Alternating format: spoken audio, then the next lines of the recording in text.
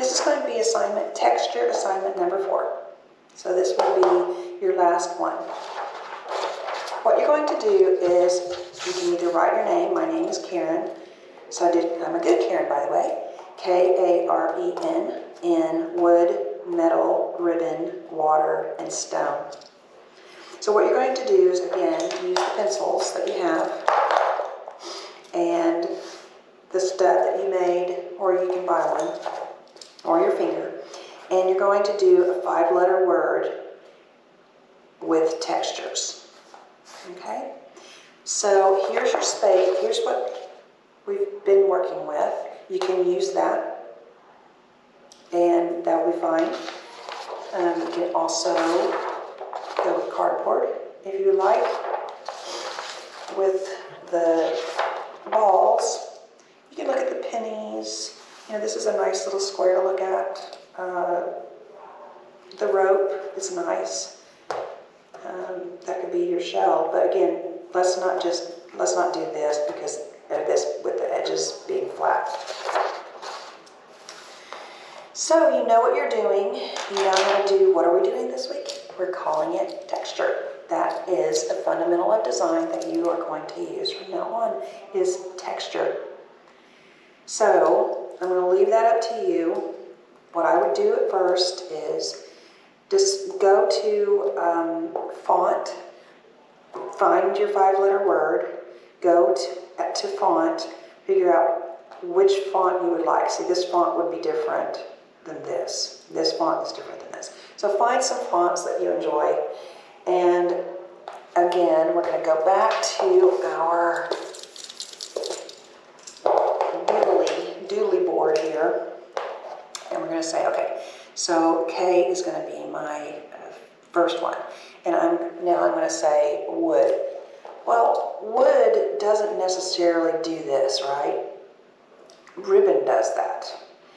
So I'm going to be looking for straight lines, and how you have to visualize how would you create a letter out of wood if it's real. So they nailed it together, so you got some nails here. There's some shadows that show that this one's under this one, that one's on top, and that one's way on top. So think to yourself, don't just go, okay, wood, like that, and then go wood, wood, because that goes back to being continuous line, and it's not near as interesting as this, where the wood is actually nailed together and on top of each other, right? With a little shadow here. So we also want to think about with the metal, look at all those shades of gray in there. It's really nice. And you're going to be using gray, so the gray scale again. So squint, or you can even maybe change that into gray so that it helps you. But remember back to this one. You did water. What can you do with water? I like the way they did this one because it doesn't have an edge at all. See how the rectangle here has an edge, and so it defines the space which you were going to do here. But what's nice about this is that they did not define the water. They're going to let it feel like it could the little droplets could flow away. Notice that the edge of the stones, think about building a stone in, okay? Chopping your own, carving your own stone pieces, putting them on top of each other. They would have gaps on the edges there. So we're not going to go back here and go, okay, this is a stone, it's a stone, it's a stone. Well, what about the edges, you know? What about where the stone has to come in and make its own piece, and then that one rests on it? See what I mean? And it's not flat, flat, flat. It has, we have to draw a stone.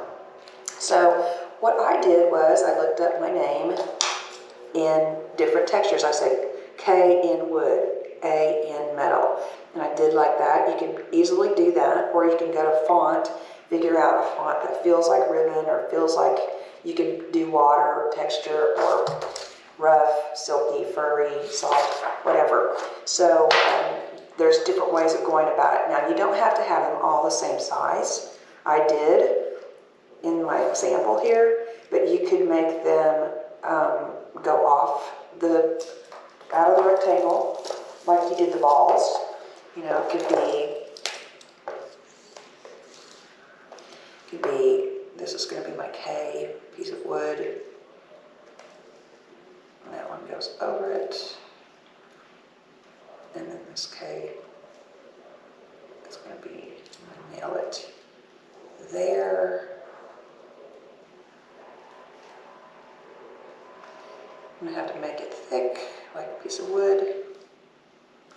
So I'm giving myself some dimension here. It just depends on your skill level, how creative you want to be with that. And then after I do that, then I'm going to come back in with my wood grain.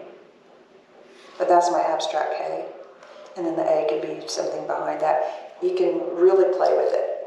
And I hope you will. So I like the balls when, you know, they were perfectly aligned. You can do letters like that, or you can be more creative. So that, I'm going to leave up to you. You obviously know how to do texture now. So I'm going to go ahead and move on to saying goodbye for today.